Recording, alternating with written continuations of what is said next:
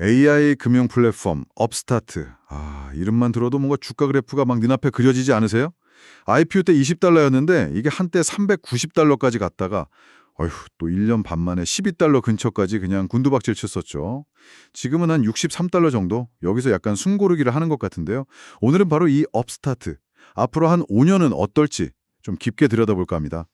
AI 기반 대출이라는 게 되게 혁신적이긴 한데 이게 진짜 계속 성장할 수 있을까? 그 가능성이랑 또 현실적인 문제들 같이 한번 살펴보시죠.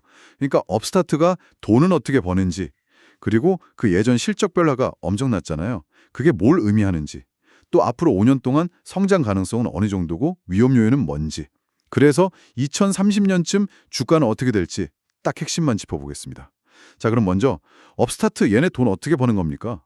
이게 좀 특이하다면서요? 직접 대출은 아니라던데? 네, 맞아요. 그게 핵심인데 직접 돈을 빌려주는 은행 같은 역할은 아니고요.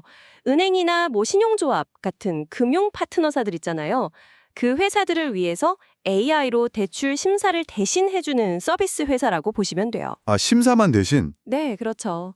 실제 돈은 그 파트너사들이 빌려주는 거고요. 업스타트는 중간에서 이제 거래를 연결해주고 수수료를 받는 거죠. 일종의 중개 수수료. 그렇군요. 근데 진짜 다른 점은 신용평가 방식이에요. 보통 미국에선 파이코 점수라는 걸 많이 쓰는데 그것만 보는 게 아니거든요. 예를 들면 고용이력이라던가 학력 같은 거. 이런 좀 비전통적인 데이터를 막 써요. 그런 데이터까지? 네. 그래서 좋은 점이 뭐냐면 기존 은행에서는 신용 기록이 별로 없어서 대출받기 어려웠던 젊은 사람들이나 아니면 금융 접근성이 좀 떨어졌던 분들 있잖아요. 이런 분들한테는 새로운 기회가 될 수 있다. 이런 잠재력이 있다고 보는 거죠. 약간 금융 포용 같은 느낌도 있네요. 그렇죠. 게다가 대출이 잘못돼도 그 직접적인 손실 위험은 파트너사가 지는 구조니까 업스타트 자치 부담은 상대적으로 좀 덜한 편이고요. 모델은 참 흥미로운데, 와, 실적은 진짜 롤러코스터였어요. 20달러에서 390달러 갔다가 다시 12달러 근처라니. 이거 투자하신 분들 정말, 네, 심장 괜찮으셨을지 모르겠네요. 아유, 그렇죠. 2021년에는 매출이 264%막 폭증했잖아요. 네. 근데 또 금리 오르기 시작한 22년, 23년에는 완전 역성장하고 다행히 작년부터 좀 회복해서 올해 상반기에는 84% 성장했다고는 하던데. 네, 이 숫자들만 보면 정신이 없죠. 근데 이 롤러코스터 속에서 우리가 좀 주목해야 할 만한 신호가 하나 있어요. 뭔가요? 뭐냐면 매출은 말씀하신 것처럼 금리 같은 외부 환경에 엄청 흔들렸잖아요. 네, 그렇죠. 근데 기여 마진율이라는 게 있거든요. 이게 뭐냐면 대출 한 건당 발생하는 핵심 이익률인데 이게 가장 힘들었다는 2023년에도 오히려 개선돼서 63%까지 올라갔어요. 진짜요? 매출은 줄었는데 이익률은 올랐다고요? 네. 이게 뭘 의미하냐면 비유하자면 바깥에 폭풍우가 몰아쳐도 배 자체의 엔진 성능은 계속 좋아지고 있었다.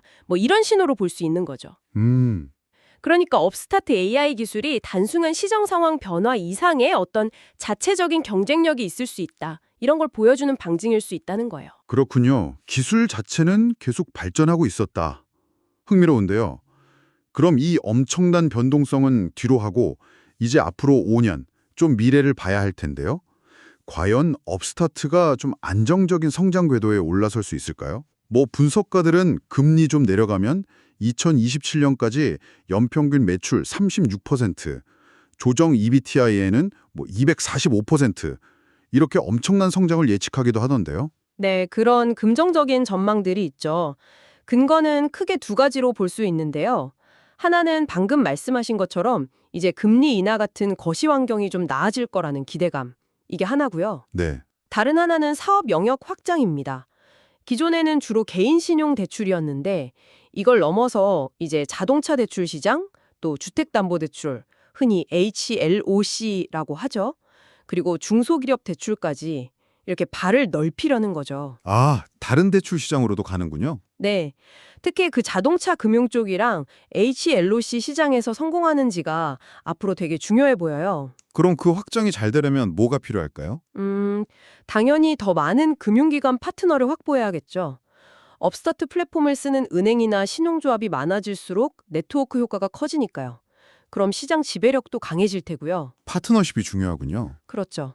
그리고 동시에 내부적으로는 AI 모델을 계속 더 좋게 만들어야 해요. 그래서 대출 승인 같은 거 자동으로 처리하는 비율 높이고 또 부실 위험 적은 좀 우량한 고객들 비중 늘리고 이런 노력도 계속해야 수익성이나 건전성이 좋아지겠죠. 듣고 보니 기대할 만한 부분도 분명히 있긴 한데 그래도 2030년 주가 전망은 아까 그 390달러 이건 좀 현실적으로 봐야겠죠?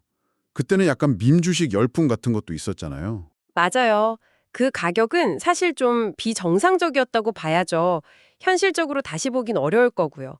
시나리오를 좀 나눠서 생각해 보면 가정 좋게 봤을 때 그러니까 성장을 아주 잘 이어간다면 한 230달러, 지금보다 한 2.7배 정도 오르는 거죠. 230달러? 네, 그게 이제 낙관적인 시나리오고 좀 더 중립적으로 보면 한 150달러에서 180달러 사이. 이것도 지금보다는 2배 이상 오르는 거긴 합니다. 이것도 상당하네요. 그렇죠. 근데 만약에 뭐 거시경제가 다시 안 좋아진다거나 아니면 예상 못한 규제가 생긴다거나 하면 한 70달러에서 90달러 선, 이 정도에서 그냥 정체될 수도 있어요. 이것도 열어두고 봐야 합니다. 역시 리스크 요인도 확실히 있네요. 아무래도 가장 큰 건 역시 금리랑 경기겠죠. 그렇죠. 그게 제일 크죠. 금리가 오르면 일단 대출 시장 자체가 좀 얼어붙고 파트너 금융사들도 몸을 사리게 되니까요. 업스타트 실적에 바로 영향이 오죠. 그리고 또 하나는 경쟁이에요. 이제 큰 은행들이나 다른 핀테트 회사들도 자체적으로 AI 모듈 개발해서 뛰어들 수 있거든요. 경쟁이 더 심해질 수 있다는 거. 아, 경쟁 심화. 네. 그리고 규제 문제도 있고요. AI 알고리즘이 공정한지, 또 공익 데이터는 어떻게 보호하는지, 이런 거 관련해서 규제가 언제든 더 강해질 수 있거든요. 이것도 무시 못할 위험이고요.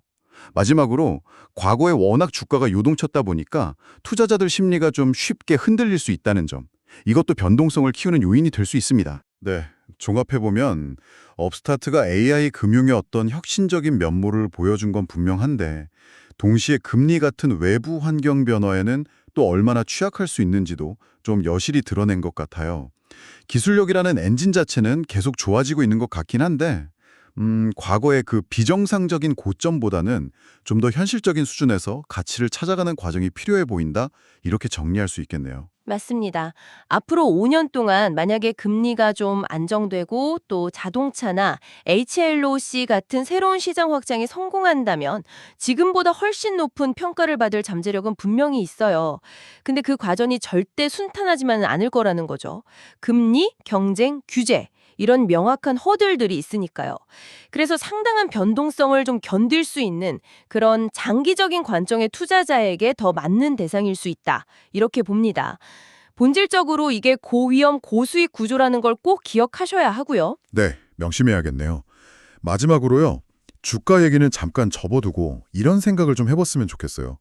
업스타트처럼 파이코 점수 말고 다른 여러 데이터를 쓰는 방식이 정말로 기존 금융 시스템에서는 좀 기회를 얻기 어려웠던 분들에게 실질적인 도움이 될 수 있을까요? 만약에 이런 접근법이 더 널리 퍼진다면 앞으로 우리 사회가 사람의 신용이라는 걸 평가하는 기준 자체가 어떻게 바뀔 수 있을지 한번 좀 생각해 보시면 어떨까 싶습니다. 흥미로운 질문인 것 같아요.